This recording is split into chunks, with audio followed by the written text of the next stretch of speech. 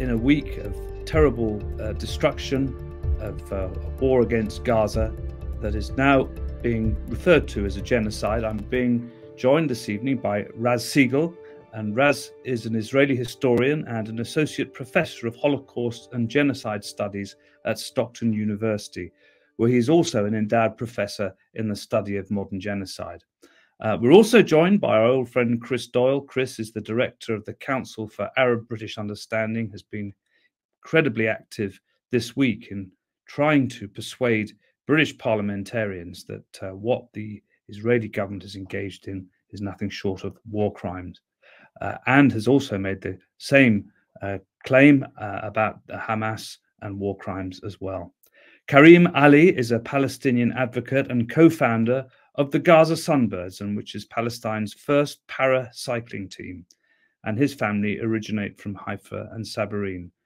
Thanks all three of you for joining us. We're going to come to you, Karim, a little later if we may. We know that many of your team are in Gaza and you have been hearing their stories firsthand. And before we start this evening, we were very, very sad to learn, devastated to learn this week, that one of our recent contributors to Palestine Deep Dive, Yusuf Dawaz, was killed in an Israeli bombardment. Now, Yusuf was a young Palestinian writer and a journalist. His family and friends describe him as a very kind and gentle soul to those who knew him well. He was a member of We Are Not Numbers, which, as many of you know, is a collective of Palestinian writers and journalists based in Gaza. And he loved photography, music, and horse riding.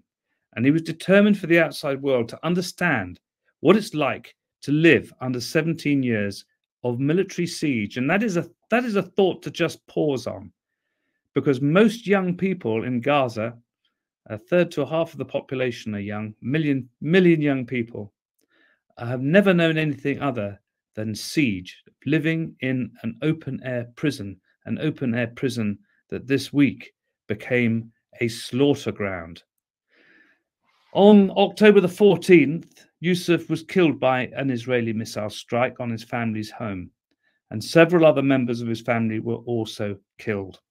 And also, we learned here, where I also work as a director of the Centre for United Nations Studies at the University of Buckingham, and one of our students last year, Ibrahim Asalia, who completed his doctorate on journalism and ethics in the Palestinian media and won a distinction, went to Gaza to visit his family just over a week ago. His father's very ill with cancer and became trapped there.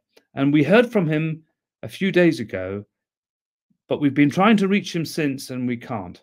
So we're very concerned. And Ibrahim, if there's any way that you see this, you hear this, please do get in touch with me at the University of Buckingham email. Please let us know that you're safe and your family's safe, and let us know if there's anything that we can do. Look, thank you so much for joining us. I'll come to you first of all, Raz, if I may. We've seen in recent days President Biden traveling to Israel, but of course meetings being cancelled in Jordan and Egypt.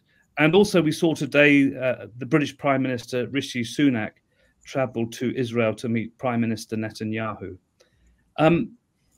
Looking at the situation right now, the absolutely dire situation, the news that I think 20 truckloads of aid may be allowed to cross the Rafah crossing into Gaza tomorrow, 20 truckloads for 2.4 million people. It's absolutely staggering. What really do you think was the point of these two visits by the President of the United States and the Prime Minister of the United Kingdom? What kind of did they exert any useful pressure on the Israelis, or what was the purpose? And have they succeeded in whatever they set out to do? I can't really speak to the to things that I don't know. I can speak to what we all heard Biden said walking off the plane when he landed in Israel. And actually, it might be worthwhile, if I may, to quote what he said very briefly. I think it's very telling. He said this: Hamas committed atrocities that recall the worst savages of ISIS, unleashing pure, unadulterated evil upon the world. There is no rationalizing it, no excusing it. The brutality we saw would have cut deep anywhere in the world, but it cuts deeper here in Israel. October 17th, which was a sacred Jewish holiday, became the deadliest day for the Jewish people since the Holocaust. It has brought to the surface painful memories and scars left by millennia of anti-Semitism and the genocide of the Jewish people. The world watched then, it knew, and the world did nothing. We will not stand by and do nothing again. Not today, not tomorrow, not ever. I think that this is very telling, because with this, and we all heard this, we all saw this.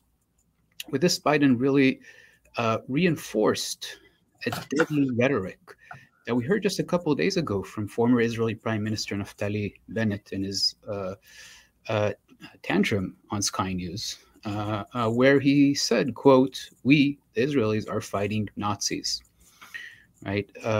So this deeply dehumanizing language, this language that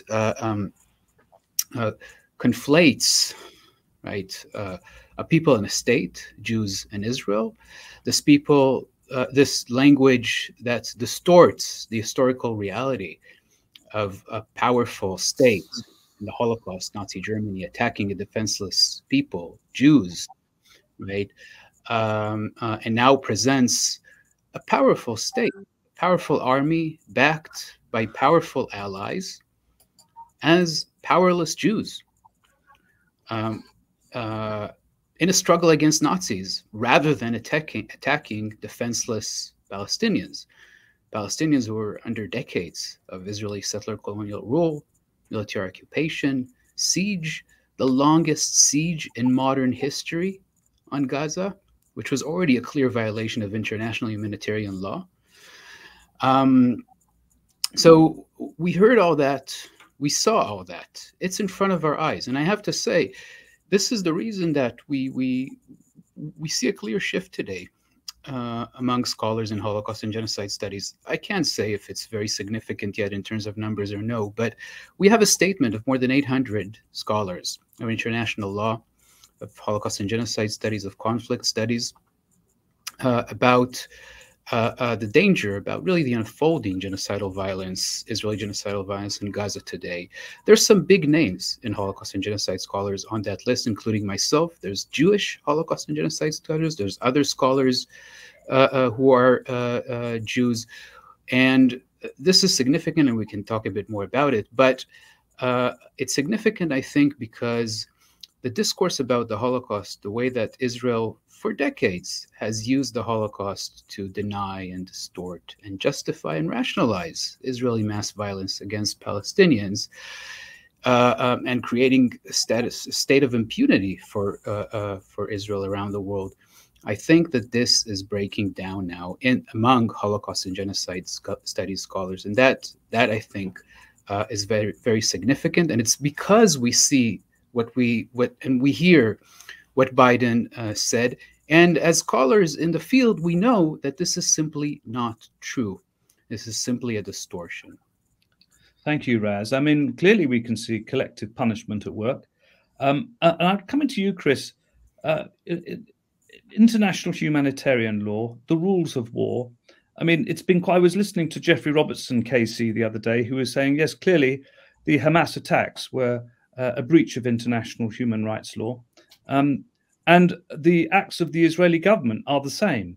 And I think that what's been very difficult for a lot of people in Britain and America and Europe and what have you, who are watching their leaders, is hearing on the one hand them saying, Israel has a right of self-defense. Well, I think everybody agrees to that. But beyond that, it has a green light, really, to take the necessary action that it needs to take. And therefore, we had a situation, as you know very well, because I know you've been very active and you've had various meetings with people. But, we had a situation, we had politicians in Britain from both major political parties essentially saying, well, the siege of Gaza, the electricity, the water, the humanitarian, all of this, the Israelis can continue to do this but they mustn't breach international law. We heard the Prime Minister saying much the same as he was standing with Prime Minister Netanyahu today, as the Israeli forces will continue to pound essentially civilian areas. So what is going on? And can you just, perhaps just for absolute clarity, tell us, Chris, what should be governing the Israeli military actions in Gaza right now? Thank you, Mark. And first, can I just say how sorry I am to hear about Yusuf. I'm sure that's a great loss to everyone who knew him. My condolences for that. And, you know, you talk about not hearing from Ibrahim. And I have to say that for me, myself, it's a constant worry of getting those text messages, but worse, not getting those text messages which read, "I'm still alive." And that's, you know, what aid agencies have got with staff as they go in every single day to check, you know, who's alive in Gaza and who is not. And it's increasingly difficult to get those messages. So you're absolutely spot on that there is this huge contradiction between what a lot of leaders have said, British, American, and others, between eventually coming out with this line that Israel must adhere to international law, but yes, it can actually conduct a siege. Even in the beginning, you know, if we go right back to the start, we had the British Prime Minister expressing unequivocal support for Israel. I'm always allergic to the idea in a conflict you should ever give unequivocal support to one party to a conflict, because that is essentially a huge bright green light to do whatever they wish. In the House of Commons this week, many senior MPs were saying, whatever happens, everything is to be blamed on Hamas. But yet again, that totally removes any accountability for what Israeli leaders, what their forces are doing. It is Israel's responsibility what it bombs, where it bombs, what it decides to let into Gaza and so forth. It has to be responsible for its own actions, and Hamas, of course, has to be responsible for it. But sure, look, we are looking at a situation. Gaza is occupied territory. The laws of war stand. Hamas committed war crimes, let us be clear, and also including taking those hostages inside Gaza Strip. We all want to see them released. But also under the laws of war, you cannot, as you just said, commit collective punishment. Now, that's gone on without any criticism whatsoever. And I completely agree with Raz. Some of the statements of Israeli leaders are really chilling.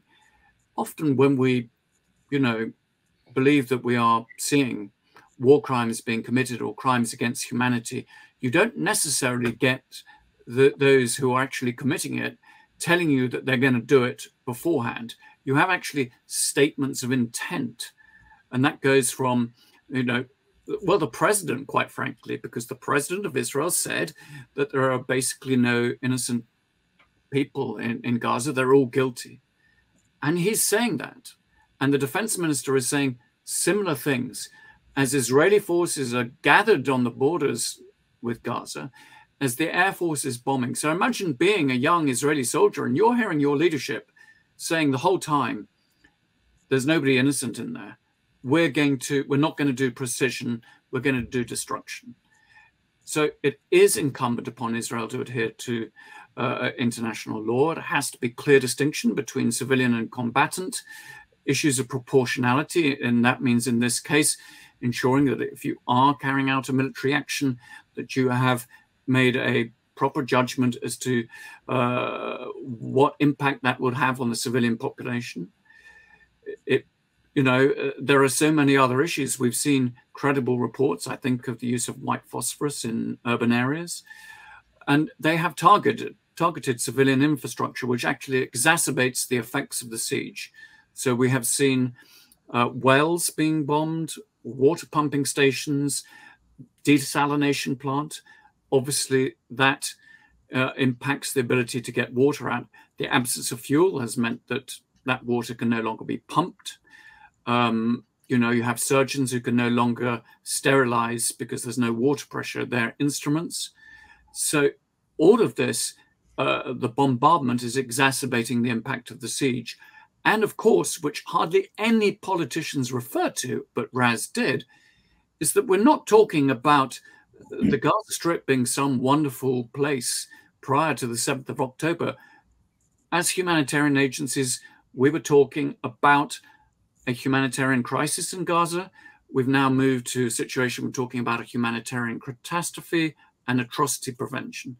I mean, so already the population of the Gaza Strip were malnourished, drinking water that was not even fit for animals to drink.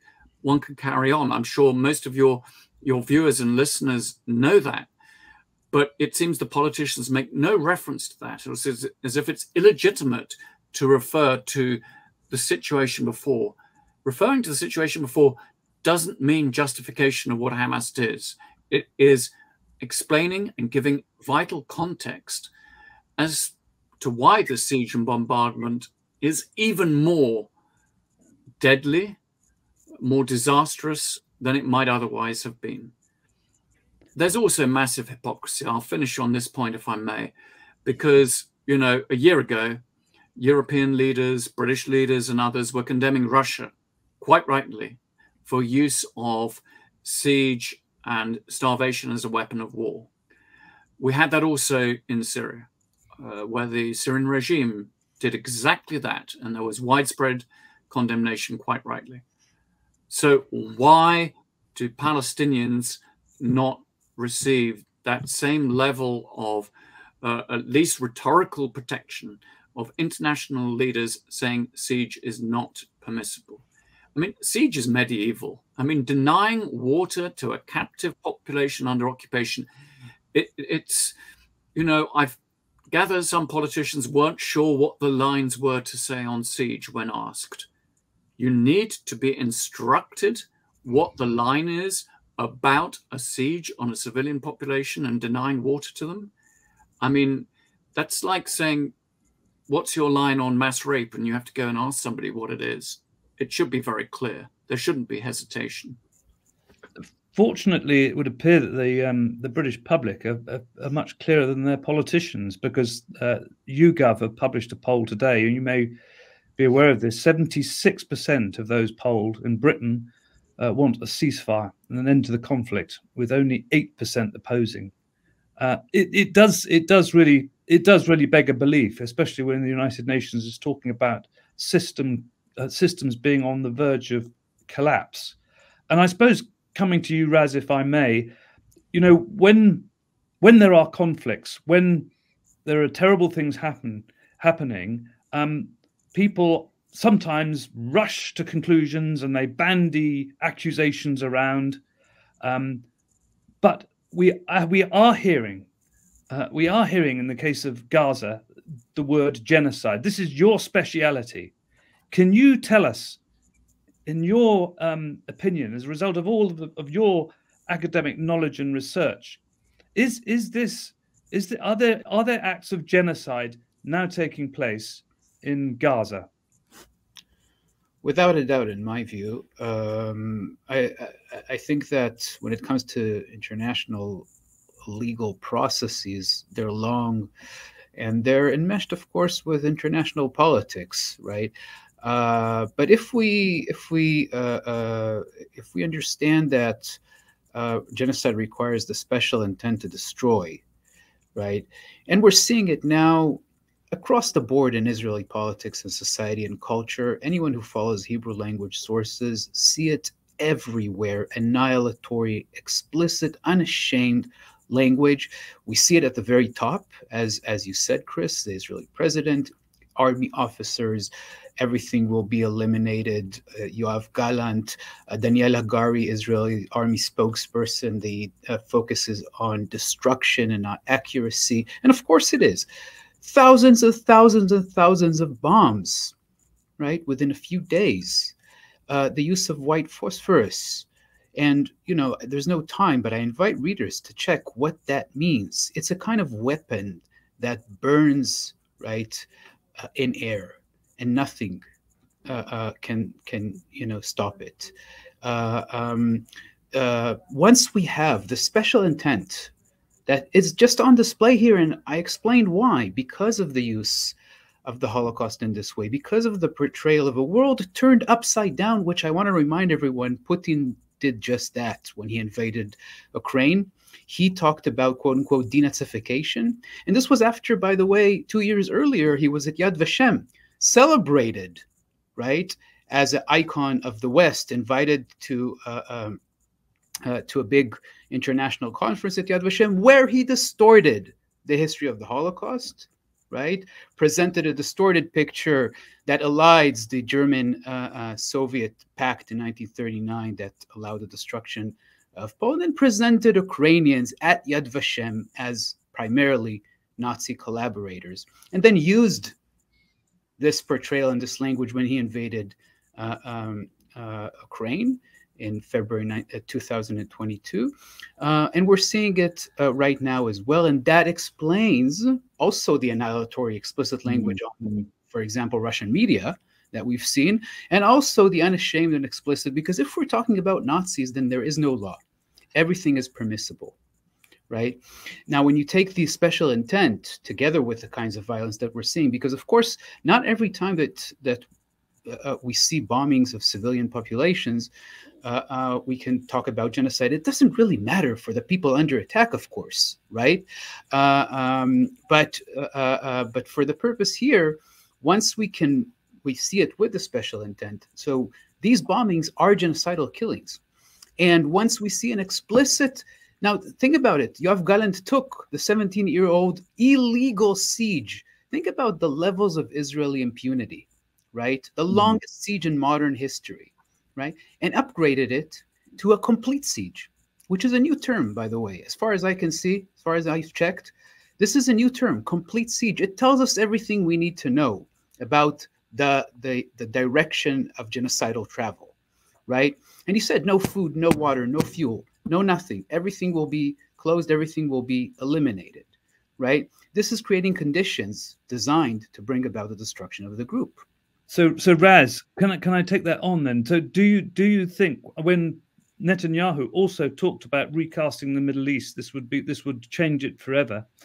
I mean, is this really about driving the Palestinians out of Gaza and also out of the West Bank? It's not. It's also ethnic cleansing. Is this part of the plan that really has been kind of fast forwarded by the Hamas attacks? It's given obviously given Netanyahu this fantastic opportunity to unify the nation that he hopes. I mean, he's obviously getting a lot of blame from a lot of Israelis, but is this the opportunity for him and some of the extremists in his cabinet to push for this agenda of finally clearing out Palestinians from those areas that Israel would like to include in a greater Israel? Look, there's the question of genocide now on Gaza, and I think, as I said, in my view, it's very clear it is indeed a textbook because of the explicit special intent that we see on display. But we have to be clear: the Israeli violence against Palestinians is a structural, systemic issue since the creation of the Israeli state, since the Nakba, through military occupation, through siege, through apartheid policies. It's all well documented. There is no Hamas in the West Bank. Hamas does not control the West Bank. And yet we see an unbelievably process of ethnic cleansing taking place in the West Bank, which has intensified in the past year. Now also, by the way, right, there is no Hamas in the West Bank. Israel has killed dozens of Palestinians since the 7th of October in the West Bank, has accelerated and intensified this ethnic cleansing with the destruction of whole communities of Palestinians now under Israeli military occupation, right? There is no Hamas, right? So yes, absolutely. The Hamas attack was an absolute war crime, without a doubt, right? But we have to see this in a larger context. This does not in any way justify this horrendous crime, this mass murder of more than 1,000 Israelis, and probably more now with the new numbers coming out, right? But we have to see this in this broader context of basically creating the idea, the imagination, the fantasy of creating a Jewish state without Palestinians. And I have to say one last thing, which is very important on my end. There is no military solution for this, right? No proportional or disproportional response. There is no military solution for this. There are 7 million Jews and 7 million Palestinians on that land. And the future belongs to both of them, right? So we need to, what is the solution? Well, if we really take seriously the lessons of the Holocaust, if we want to use that phrase, right, the solution is to forefront victims and survivors of state violence and genocide, not portray them as evil and Nazis. The solution is accountability. We have clear incitement for genocide. That's punishable under Article 3 of the Convention, even if genocide does not follow, right? And we need to talk about truth and justice. We need to dismantle a settler colonial state, and we need to create a state that's based on equality, on freedom and dignity for everyone who lives there. Thank you very much, Raz. And I know that you have to leave us shortly. But before you do, I'll just quickly come to Chris, because there was also, Raz was mentioning Ukraine and the clear double standards that we've seen, and the culture of impunity. We know that, for instance, with the claims and the counterclaims about the terrible killing through the explosions at the Christian hospital in Gaza, that had this been in Ukraine, the ICC investigators would probably have been in within a matter of days. But we know that Israel is not party to the International Criminal Court. Neither is the United States. Of course, Russia is no longer either. That's walked out too. So how on earth can these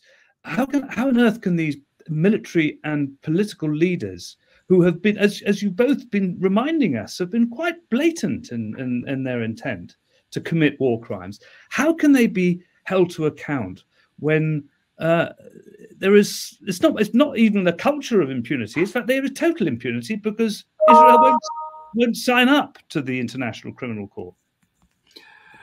Well, this is a huge concern. The issue of accountability has been something that's terrified us all for so long. I remember this is Israel's 6th major military operation on Gaza. That's putting aside the other less significant ones since 2005. And we haven't seen any accountability whatsoever after each and every single one.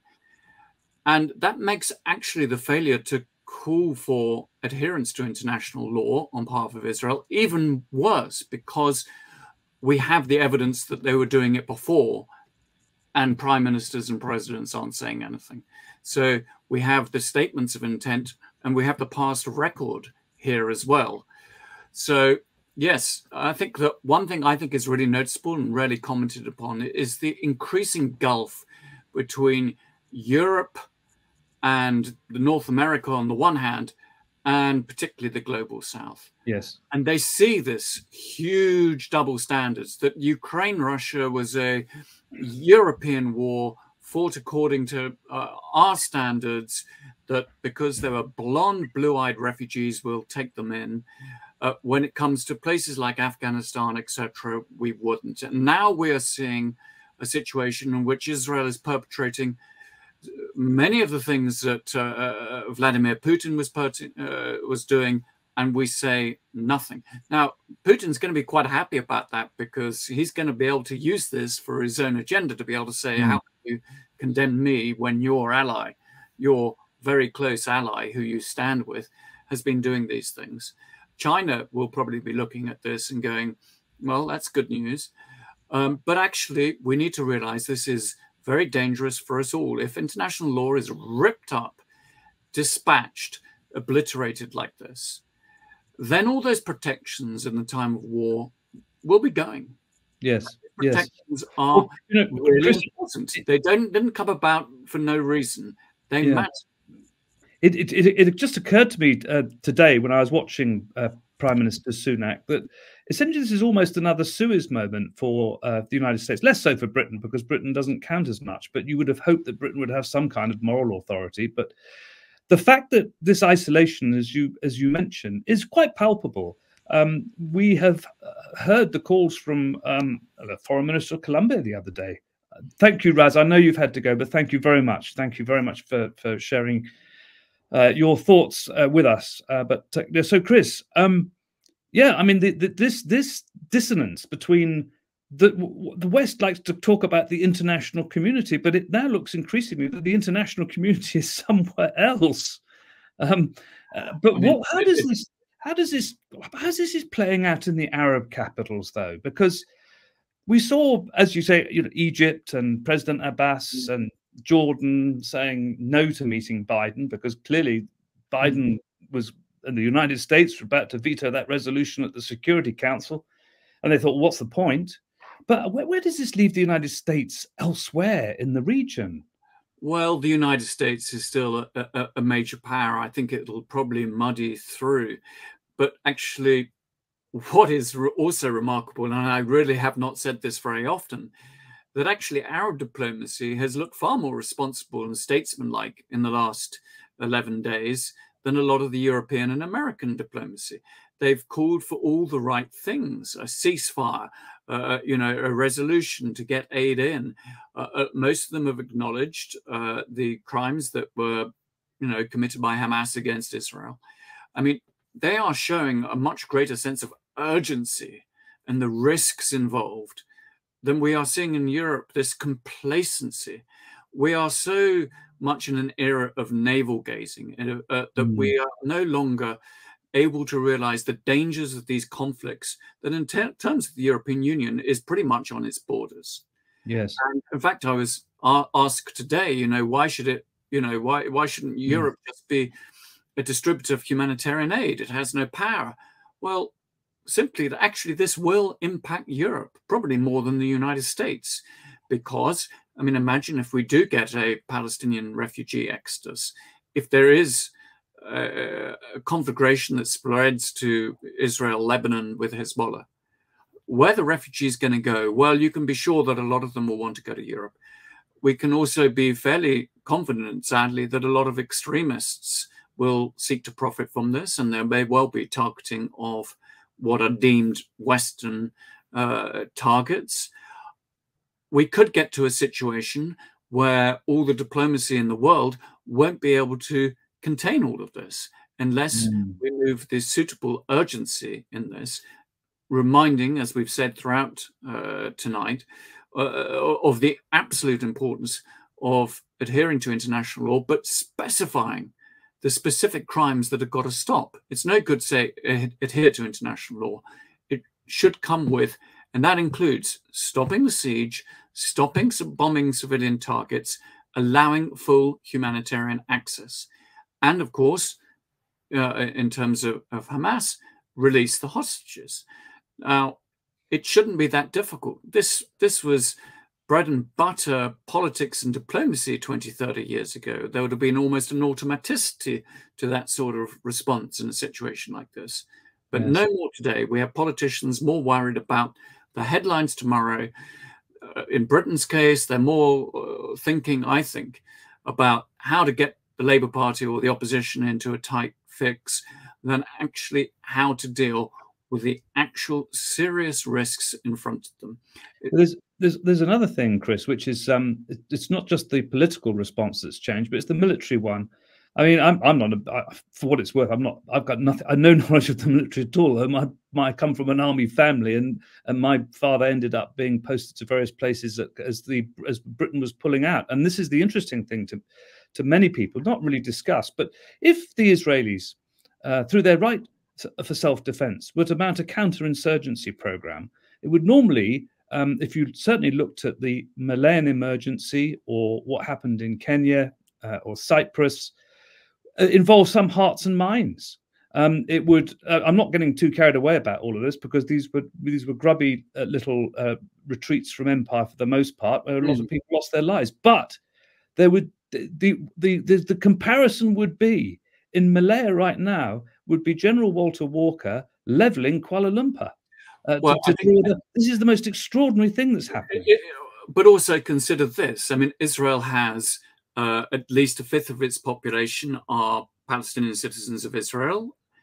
You have also Israel is, in occupation of the West Bank, so it controls, 2.5 million Palestinians there. So you would think if there was a rational leadership, and to be fair, I suppose after the trauma of those atrocities, rational leadership is going to be in short supply. But a rational leadership would actually really be looking at the hearts and minds, not just as they're trying to do to win an information war largely in the West, in the English-speaking world, but also with, the people who they are occupying, etc., to actually reach out to civilians in Gaza and say, look, really, we don't want to be your enemies here. We understand Hamas is the issue. I hope you understand why we, and to try to limit the impact on civilians. But there's none of that at all. And that, when you consider with the genocidal, the very genocidal statements of the Israeli leadership that Raz outlined, I think is deeply troubling. He said there was no military solution. Well, he also talked about, a crime of genocide being committed. I think what's really disturbing is that there are some people, perhaps within Israel, who do see that as a military solution. That actually committing that crime of genocide, combined with ethnic cleansing, you force the population out of the Gaza Strip, that is a military solution. That they will do that. It's very short-sighted. It's obviously wrong and immoral. It's illegal. But what do they think down the line is going to happen? That they're going to get peace and security from doing this? It's very naive. It shows that they don't understand history either. I'm not sure if Karim is able to join us shortly, but I mean, continuing, just one. Here is Karim. I think he's going to come back. But Chris, perhaps finally, before I go to Karim, it's a difficult question to ask, I suppose, because who can really know? But we're looking at obviously a very tense situation on the border with Lebanon, with Hezbollah and Israelis exchanging fire. We're looking at a very, very volatile situation in the West Bank, a huge number of arrests, a number of people killed today, Palestinians, of course, again. And we're looking at a really, really very, very angry Arab world on the Arab street. So there are political leaders in the Arab world getting really rather nervous, I would have thought. But if this ground offensive does take place, if the humanitarian interlude is just that, there's no ceasefire and 20 trucks go in, and it's back to the horrors within a very short period of time, how do you think this could play out over the next week? Really, you could write a horror script from that, because the possible scenarios are almost endless. Once you've got a conflict between Hezbollah and Israel, is Iran going to be out of the picture? To what extent does Syria then get sucked in? Because Israel, of course, has already struck targets within Syria, since the 7th of October. It becomes a situation where it's really, really hard to contain, and including in the West Bank, and over 500 Palestinians have been forcibly transferred out of their communities since the 7th of October.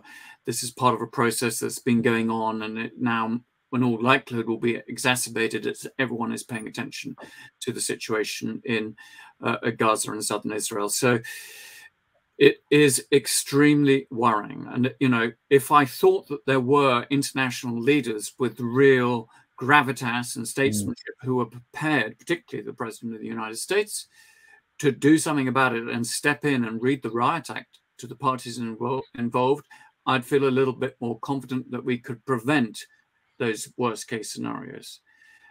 But we don't. We have a weak American leadership. We have a divided European Union.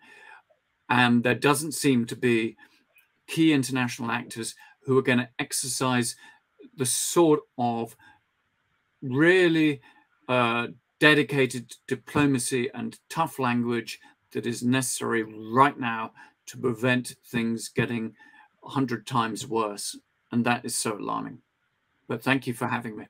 Thank you very much indeed, Chris. And I know you're very busy, and we appreciate all that you're doing, and all good luck to you over the next period. Please keep in touch. We'd like to have you back on again if you can spare us time. So thank you, Chris. Thank you. And welcome, Karim. Thank you so much for being so patient and for bearing with us. I wonder if we could just begin, if you could just tell us something about Gaza Sunbirds, about what you're doing, and of course, what the situation is for some of your colleagues who are actually in Gaza now. What are you hearing? What is the situation for them individually? Sure, Mark. First of all, thank you for having me on the show. Thank you for the other two speakers who joined us. It's an honor to be here with everyone. Yeah, so my name is Karim Ali. I'm the co-founder of the Gaza Sunbirds. The Gaza Sunbirds is a paracycling team founded in the Gaza Strip. And it's run in the Gaza Strip, and all our staff are in the Gaza Strip, and our athletes are in the Gaza Strip. And it was founded in 2020 on the push of an athlete there who was the Palestinian cycling champion called Ala Ad-Dali. Ala was the cycling champion for Palestine in 2018, and he'd been rejected for many opportunities to actually travel and compete internationally. In 2018, as we know, the Great March of Return happened, and it happened 4 months before the Asian Games in Jakarta. It was going to be Ala's first opportunity to leave Gaza in his life. He decided to go to the Great March of Return as an athlete. He wore his cycling clothes and he took his bike with him. And the idea was just to show people that we are human beings and we're athletes, and we have to have the right to leave the siege and to travel, to see the world, to communicate with the world, to live, you know? Unfortunately, on that day, more than 6,000 Palestinians were shot. More than 3,000 ended up amputated or had severe injuries. And unfortunately, Ala was one of those 3,000. Ala was rejected medical leave from Gaza, and within days of his injury, it was forced to amputate his leg. And actually, he sometimes referred to it, it was almost like the amputation of his dream. And I often say this when I speak. Yes, it's so easy to get caught up in the number of casualties and the number of buildings that have been bombed. But the real depressing thing is, like, where you see rubble, we see dreams, we see our future, you see dead children, Every single death is an opportunity for an entire life that could have been lived, that could have found love, that could have produced love in this world, that could have bettered humanity. And, we've just murdered more than 3,000 of them in the span of 8 or 9 days. It's been 12 days now, sorry. I've lost all concept of time at this point.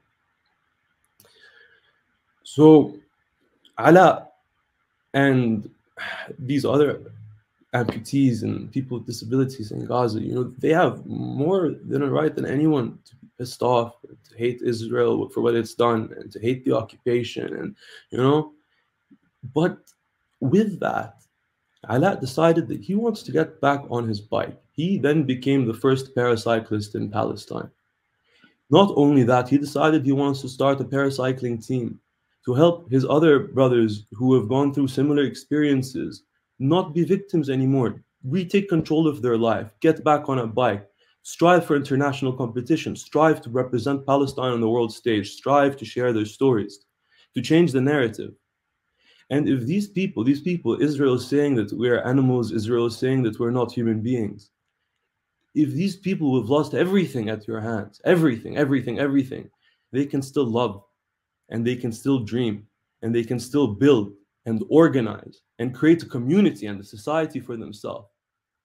And every single thing that is being said to dehumanize us is absolutely false. How can we all be animals when people, like in the most vulnerable of us, are not willing to victimize themselves and are willing to get back together and are willing to build and to have hope and faith in a future? Karim, this is where I think the essential humanity of most people comes in. I mean, we've just heard today of this poll of the British public that 76% want a ceasefire and end to what they're seeing. People are people all over the world. And I wonder, is it because, we are able to talk to you now and hear your story, and hear Ala's story and learn more, that actually especially through social media, I'm thinking, particularly through Instagram and what have you, which has been an immensely powerful tool for people to get their actual real stories out there. People are by and large much better informed. And that is why perhaps so many people are saying, no, this has got to stop. Do you think, is social media a help to you, do you think, in some respects? I mean, just to be clear, Mark, I think this should have stopped 75 years ago. I think that the world has always known what is happening. And, us Palestinians, we have tried, many have come before us and have died before us, to share our message. We have so many martyrs and so many great academics and great politicians that have come and gone and are all saying the same message. We're an intrinsic part of the revolutionary identity of most societies out there. We have the privilege to be, because we've fought side by side with everybody. It's the reality is, the world knows, most good people know, it is consistently politicians that are twisting these stories so that they can benefit and they can save themselves and they can save face, instead of realizing the truth. I feel like, what are we doing on Instagram? We're fighting for the truth. We're fighting not to accept the lies that are being said. And Instagram shadow bans us, and Instagram blocks our accounts and removes our posts. That Instagram is no saint. It doesn't.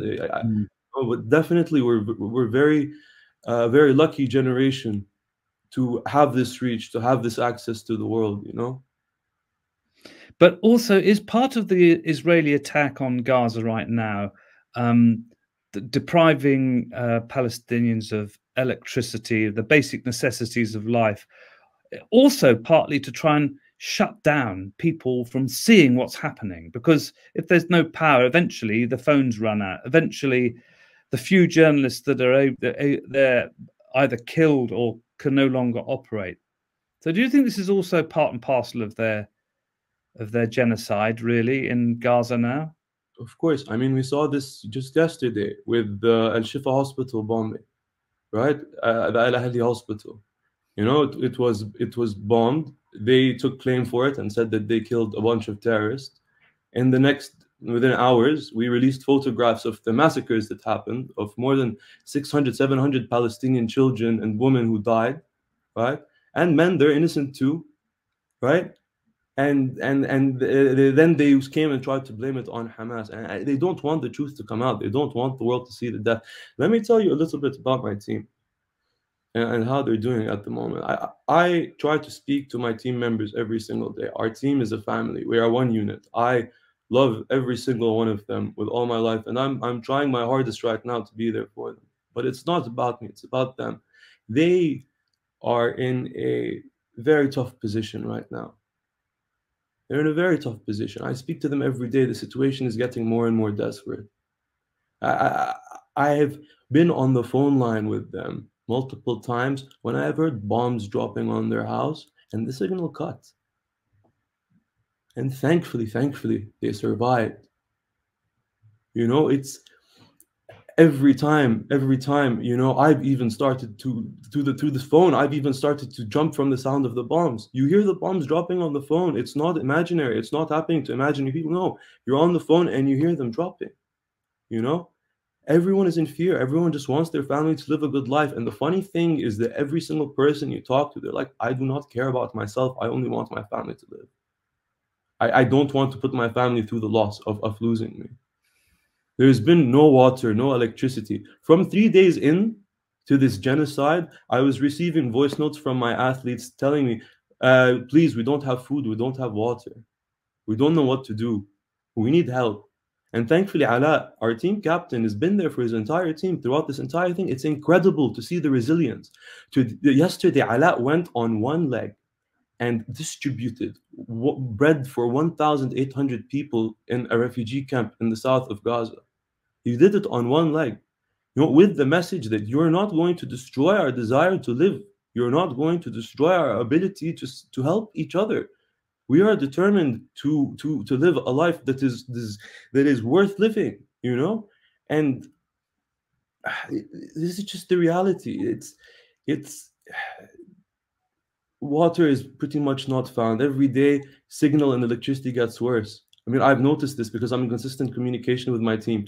In the last 4 days, we've dropped to the average phone call lasting 6 minutes. Today, the average phone call lasted 1 minute and 30 seconds before it was disconnected. Like, it's terrible. It's horrible. Have you got family in Gaza at the moment, Karim, yourself? No, I don't have family in Gaza, no. Fortunately, actually, I feel very privileged not to, but I consider this team my family, and their lives really weigh on me right now. I really hope that they're going to survive. I really hope that their dreams are going to survive. I hope that their vision to build something is going to survive. I hope that no more amputees have to join our team. I pray for a future where this isn't the case. You know, it's heartbreaking seeing this. We have an athlete, actually, just to tell you, his name is Abu Asfour, and he put his family in one of the schools. He's staying in one of the hospitals. My project manager told me the story today. He's an amputee, and he goes up to people who have just been injured, and he tells them, "Don't worry, you're going to be fine. You're going to regain control one day. You're going to be able to walk. When this war is over, when this genocide is over, we're going to let you join our team. You're going to join our team." You know, this is in the midst of this desperation. They can still give hope to themselves and give hope to each other, and they take it as their duty to give hope to each other as well. What is more human than this? How can you? I'm not that human. I wish. I don't know what I would do in their position. It is unimaginable for us sitting here to think of people huddling together with their families as people are. They're actually saying, well, if we're going to be killed, we want to all die together. It's unimaginable. I mean, in this country, in Britain, where we're sitting here, you know, in the Second World War and the big cities, the bombing raids, civilians were suffering. And at the end of that war, they said, never again. And we had the United Nations. You'd never allow this situation where civilians would be abused and killed in such ferocious and horrific ways as is happening right now in Gaza. And I suppose there's another, I suppose, a slightly more practical question. It's a very difficult thing, especially when you're struggling just even to survive and keep your fellow team members surviving. But are the international sporting bodies, are they, you know, celebrity sports people who have some influence out there? Are you in contact with any of these organizations and people, and how can they help if there's any way they can of doing? What can they do? I mean, we would love if anyone in the international sports community would reach forward and talk to us. We have some communication with athletes. There's definitely a lot of solidarity with our team. We've had a lot of attempts to leave Gaza. You know, the story of Gaza is decades old at this point. You know, the situation is not like ridiculously better before this genocidal campaign started on the Strip. They still had limited access to water. They still had limited access to food. They still had limited access to electricity. Every day was still a struggle. Every day was still hell. They described it as hell. And you would hear people say, I'm choking, I'm suffocating, I need to leave. How are they going to feel now? Imagine if the situation became worse than hell. Imagine you reached hell, and now the situation is worse than hell. So then what is it? Karim, what a lot of people don't understand, I suspect, is that, you know, Israel has closed Gaza off and turned it into this open-air prison. This is one war of a number. And I was a reporter for Al Jazeera, and I remember previous wars. This is absolutely the worst that there has been in recent years. But at the same time, you know, Egypt controls the crossing at Rafah as well as the Israelis. But people wonder why across the Arab world aren't the leaders being more supportive and doing more? The people in the street are, but what is it with the leadership in Egypt and Jordan and Saudi Arabia? To boycott a meeting is one thing, but why are they not saying to the Americans, stop your ally from doing this? You know, Mark, I'm not a political analyst or a politician by any means. I don't know if I'm best placed to give you an accurate analysis of the situation. Yeah, from my perspective, this is just like a standard change in the status quo over the years. You know, I think financial interests, unfortunately, outweigh human interests for a lot of governments. We see this whether you're talking about climate change. We see this whether you're talking about indigenous rights. You see this whether you're talking about disability rights around the world. You see this when you're talking about how medication is allocated. It's consistently the same thing. It's someone is going to profit off of it. Someone is profiting off of it now. Someone is lining their pockets. real estate developers are already planning what they're going to build in Gaza. Well, Karim, as we'd have to bring things to close shortly, but I just wonder, you know, we're obviously going to, and my colleagues Omar and Alex are going to get this interview out in lots of different ways and lots of different media. So if you have a message to people out there, what is it? What can they do to help? I would tell everybody that we are fighting for the truth. We are fighting for the future of decency and of everything we hold dear in this world. We've slept through so many genocides as humanity. In this day and age, there are no excuses. There is nothing that we will do that's going to excuse your silence now. This is the time to speak. This is the time to stand up. This is the time to start changing the narrative. This is the time to hold politicians accountable for what they're doing. If the British government wants to help kill thousands and thousands of Gazans, then they're committing war crimes just the same as the Israelis. And as people living in the United Kingdom, we are going to be as complicit if we're already as complicit. If we really want to do something to make a difference, to make a change, it's time. Go and support the marches that are happening. Speak to your local politicians. Educate your friends and family about Palestine. Post. If all you can do is post. Donate money. Support activists and Palestinian activists that have been doing this for years. Strike. If you want to strike, do what you need. But the point is that we all need to act, and the time to act is now. There's no tomorrow. It's already too late. It's already too late. This should have happened 75 years ago. And now we're on the last breath. Well, thank you, Karim. At the end of the day, as both Raz and Chris and you were saying, I mean, the reality is there are 7 million Palestinians, and nothing is going to be achieved by violence and by killing people or by genocide. It will just redouble people's efforts to demand justice and to demand equal rights. That is all, it seems to many of us, that the Palestinians are demanding. And why, if we can't have equal rights in this country, can't Palestinians have equal rights where they live? Karim, thank you so much for joining us tonight. We're very grateful for your time. We wish you all the very best, and also our thoughts are with your team in Gaza. And we hope that you join us again in happier times. So thank you very much, Karim. Thank you, Mark. Have a good